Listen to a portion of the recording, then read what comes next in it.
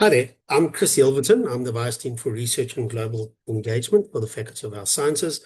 And I'm just going to give a really quick presentation on how to use OROST and really just show you how simple it really is to navigate through the process of submitting. So we're just going to look a little bit about what OROST is. We'll talk a little bit about why it's important. We'll look specifically at what you need to submit, and then I'll go through actually a full submission with you. So OROST is previously it was called OROS as a system, and it's just recently now been changed and upgraded. And it's really an acronym for the Online Research Output Submission Tool. And why is it important? So firstly, if we look at the targets for the university, they have particular targets that they have been set. And those really are their research output unit targets that relates to subsidy and different formulas. And it's really important from a university level that we have those values. Those targets are then drilled down to the faculty, and each faculty has its own target, which are tracked, and that obviously goes down to each department, which are also generally tracked. Specifically in our faculty, we track them on a monthly basis. From a personal level, remember that this also probably relates to your performance management. Only things that are submitted on the OROST system actually count towards your input. It's really important that you track them, that you submit them efficiently. Remember that if you don't submit something within the time period, the university and yourself will effectively lose that incentive money. It's also important for promotions because obviously that's tracked, and when you get your bibliometric profiles, the system generates what you've submitted. So it's really important that it's done accurately, and obviously every 2 years you're going to get the money back from what you submitted, and that's really important for your own reserve accounts and your incentive policies, which allow you to be able to utilize that money for future research. So when should you be submitting? It's really important that as soon as it's published, we should be tracking our publications. When it gets published, when you have the correct information available for you to submit to it, you really need to submit as soon as possible after that. Don't wait and then try and catch up later. You've got two potential cycles within the year that you need to adhere to. The first one really is from January to October, and then the second one is from October to December, which can be submitted into the January of the next year. So unless there's something like a delay in the publication, being listed on Scopus or whatever it is, you really need to make sure that you submit these quickly. What we don't want is that between October and December is that there's a whole lot of ROUs that are coming and being submitted onto the OROST system that should have already been submitted, and we have a massive bulk of things coming in. There's a massive process going on behind the scenes, which includes the verification, and what we don't want is that combination of information coming through at that particular time. You may also need your Faculty Quality Committee approval. So this is very particular for review articles. So these are like systematic reviews, meta-analyses, scoping reviews. Any type of review article will have to go through your Faculty Quality Committee. Books, chapters, and conference proceedings also need that. And that's important because you'll see on the OROST system that you have to actually submit that letter of approval to show that it's been through that particular committee of the faculty. Just for clarification, on the OROST system, there is also a tab that talks about a DHET indexed journal. Don't get confused. Articles that you've submitted to should be on the DHET list. That's the big list, and now there's an online system that you can verify it on.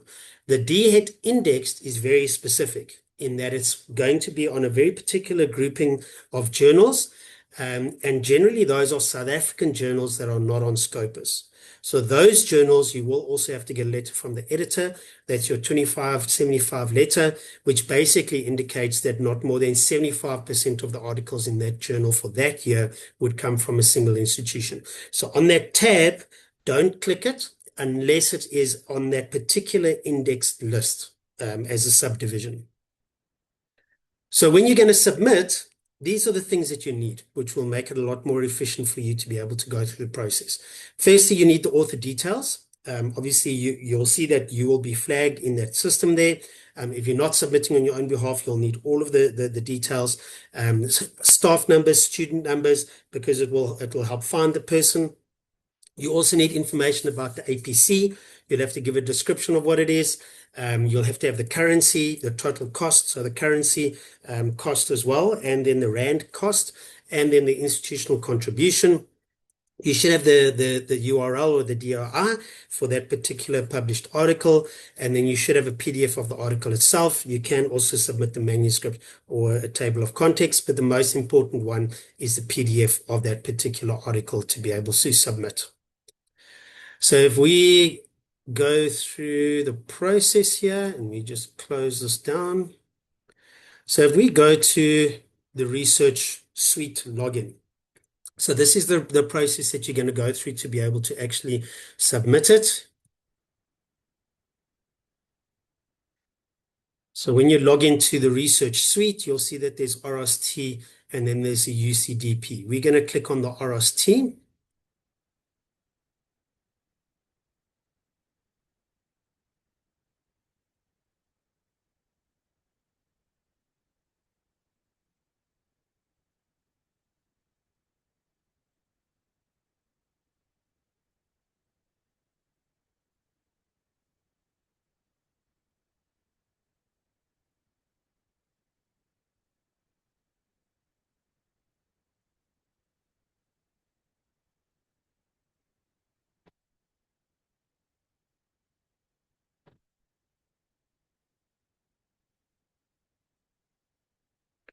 So when you come onto this particular dashboard, so it depends on where you are.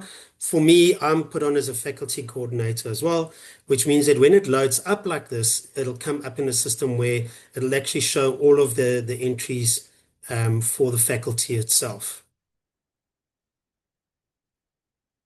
So when you're wanting to submit, so if you're wanting to, in this particular component here, you can actually track in your individual capacity what's been submitted.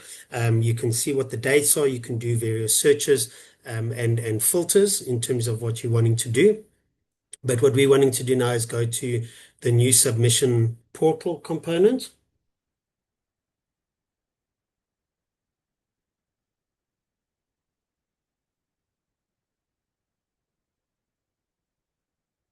So it's going to ask you whether you're wanting to include it in the repository. And then obviously it depends on licenses and stuff, but generally we're going to say yes for that. Am I submitting my own work? We're going to say yes. Then when it comes here, it already immediately picks me up because this is my own work. Then we want to add an author. So you're going to put the student number in here.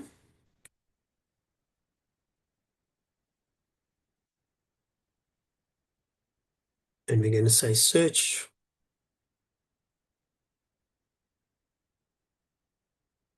So it picks up my student that she's already there. Okay. You don't need to really worry about the ORCID authorship. She's not affiliated, so we're going to leave it as no, and we're going to click add the author. So now it's got both of these authors in that position. Okay. So then we're going to go to notification emails, and that just depends. Most of the time your HOD will get it, but you can add notifications if you want to there. So when we come to the type of article, this is a journal article. Okay, if you say book or chapter, it's going to ask you for the FQC stuff. So make sure that you choose it correctly. So then we're going to go to the title. So if we just go to the actual journal, you can just copy and paste it to make it easier. So we're just going to paste that in there. The year of publication is going to be 2026. The faculty is Faculty of Health Sciences, and the department is going to be chiropractic. Then you can choose the STG. So in this particular case, it will be good health and well-being. So you can add an additional URL. So if we go to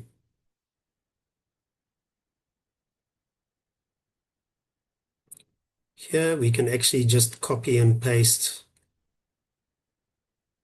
the DOI. So we can just put that in there. Then if there's a funder name, we can just say here that it's UJ because there was a supervisor linked bursary associated to that.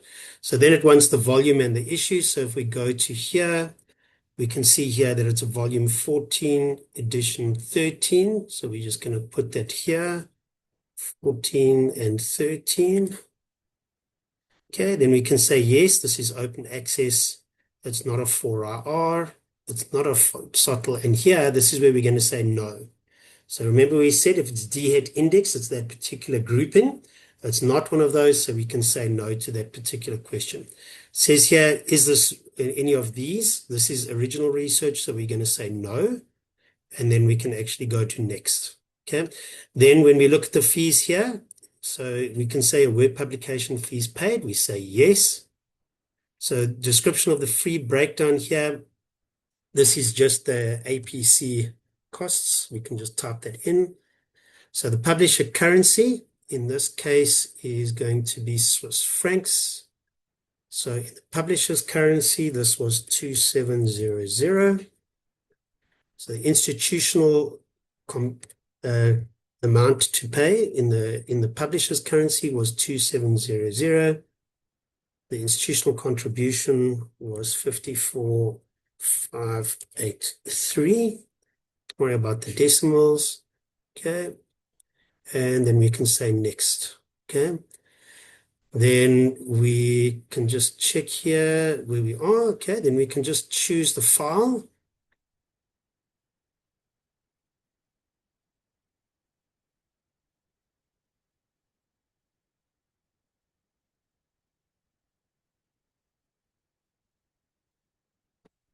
And we can just choose the publication here.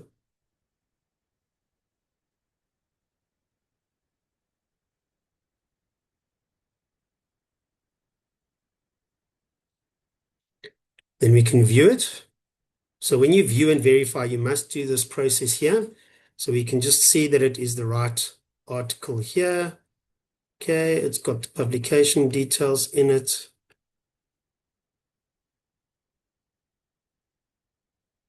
Okay, then if you go to the very end here, so you do have to go to the very end.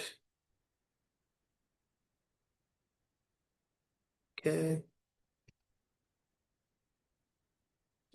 You click here, I confirm that I've viewed. Okay, then it verifies it. And then you can click submit.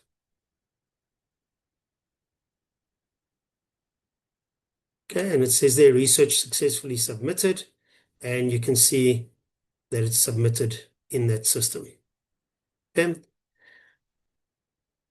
So basically, that is the entire process from beginning to end. If you're not sure, speak to your vice dean of your faculty, speak to the faculty admin person that's responsible for the research, and they will help you. But I hope that this information and this presentation has helped you to understand the process and see how really simple it is.